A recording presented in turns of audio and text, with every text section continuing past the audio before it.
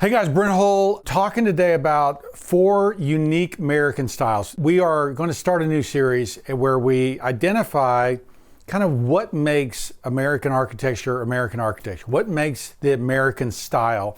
And I thought we would focus on really 4 key things, starting with the ranch. I want to look at the bungalow, which is the uniquely American deal, the ranch, Greek revival, and then of course colonial. The ranch is an interesting period to me because it's coming out of World War II, and literally everybody was in World War. There was so much destruction, there was so much rebuilding that needed to take place all over the world. America was in a unique position. And for that probably 10 or 20 year period after the war, and before you get into the gas crisis and everything else, there's an excitement about building and an excitement about life in America that is unique.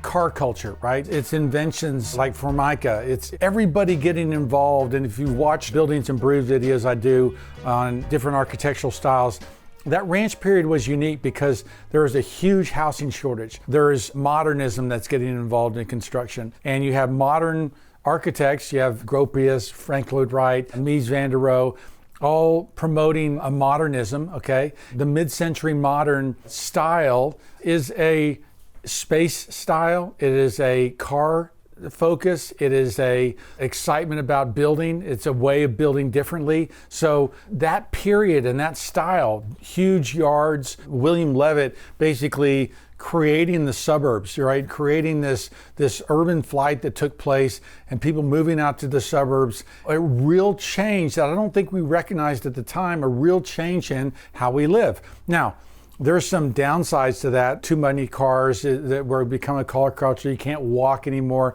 We don't have walkable cities. And so I'm not saying it was all perfect and beautiful, but I am saying it was unique and it was uniquely American. So what is that ranch style? Okay, what does it look like? If you look at the Roby House, and one reason why Frank Lloyd Wright is such a visionary was that the Roby House, which was early 1900s, 1904, 1908, something like that, was this long linear, okay, open floor plan, big overhanging eaves, were concepts that he kind of saw happening then that finally after World War II began to show themselves. You have production builders like William Levitt, like I was talking about, but Pulte, and some of these early home builders and home developers start at this time. So this isn't a time where the high end was going crazy. It was really more of a time where the everyman got a house. And so you end up with these, if we go back to the William Levitt story, him enticing GIs with no money down to have a house with a yard and having to train people how to mow the grass. You have the do-it-yourself culture going on. I don't know if you've seen the cover of that Time magazine where these GIs are coming back from World War II and had been fixing and building and doing things in very creative ways, using Jeeps to run engines and do different things like that. Those guys come back and they're fixing cars and they're working on using tools and they're doing additions, and it's a do-it-yourself beginning at that time. So, we talk about car culture, and really in the ranch period is the first time you have garages on the front of houses. What an interesting comment about how society works, that cars are accessible to more and more people. Remember Chevrolet or GM, they had a car for every buyer. Chevrolet is the starting one, and the Cadillac being kind of as you get up there. And so the car culture is a really big thing because it talks about American materialism, but it also talks about American ingenuity. Architecturally, a garage is an ugly element, okay? That was seen as, I don't know what a comparable thing was, maybe having a TV in your house or something else. This idea that you could afford it, that you would have 2 cars, you'd have a 2-car garage, that architecturally we didn't look at that big blocky space as being such a bad thing, is really more of a sign of ability, wealth, status, and everything else. Ranch houses are the first house style that really is showing off the car and really expresses the importance of cars and how it would change America going forward. A lot of the informal living that happens with the ranch style is kind of unique, that you'd have a den and TV dinners, right? TV dinners really are an invention of the 50s and 60s, and the idea that we would sit in front of the TV to eat dinner, and that you would have these ready-made, ready-to-eat things that you would kind of heat and eat. Probably not very healthy. I'd love someone to do a study on the amount of salt and sugar involved in a Salisbury steak. So, right, all these cultural things that are happening, the way we live in these houses, the low ceilings, 8-foot ceilings, typical of that time, the conversation pits, big wide glass doors that slide open, sliding doors, right? All of these different elements, where do they come from? Why do we have sliding doors in houses? Well, it's from the ranch period. That's when that started, right? All of these different things that are contributing to life and culture in America really having to do with ranch, the ranch style. You even think of the science and the mass production of so many things that we thought we could apply science to everything, right? The Tang breakfast drink would be a good example, that we thought we were doing healthy things. We thought we were doing things that were cutting edge, when maybe we look back at it and go, not so much. And so many things are about making life easier. Dishwashers and the appliances and the different things that go into the homes, dishwashers, washing machines that wash clothes. All of those things are part of that heavy industrial, cutting edge, newfangled way of living. And it's exciting.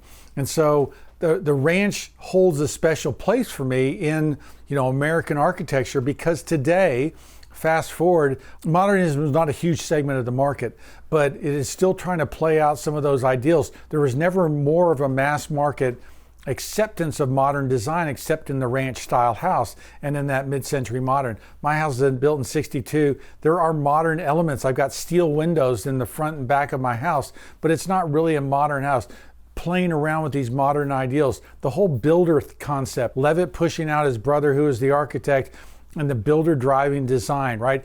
These are all developments that happened during this time period. So you see why I just say that I look at this period of time and I look at these houses and say, this was kind of special and uniquely American. I don't think, if we're looking at house styles that are uniquely American in style and detail and stuff, I don't look at the McMansion and say, but the ranch period is kind of that last period of architectural styling. The last period they said, well, that's a ranch. And you can recognize it because it has architectural elements that are cohesive. There's a philosophy and there's a design ideal that gather that style. This long horizontality, even clamshell moldings, just how modern and how anti-classical those things are. Hollow core doors, all of these different things that are eschewing the moldings and the architectural detailing and going with very sleek and simple things. So Brent claims that the ranch period and the ranch style is a style of house that is uniquely American. So what happened? How did we lose our way? Going into the 70s, Steve Mouzon, guy who I think is a great thinker and has written a number of books, his comment was that the low point of American architectural design is 1970. I can think of some 70s houses and go, yeah, I heard that. But the McMansion era, I think, is a close tie, where there's just this showy, gaudy, ugly kind of building that was going on. High arches, high ceilings, big entry.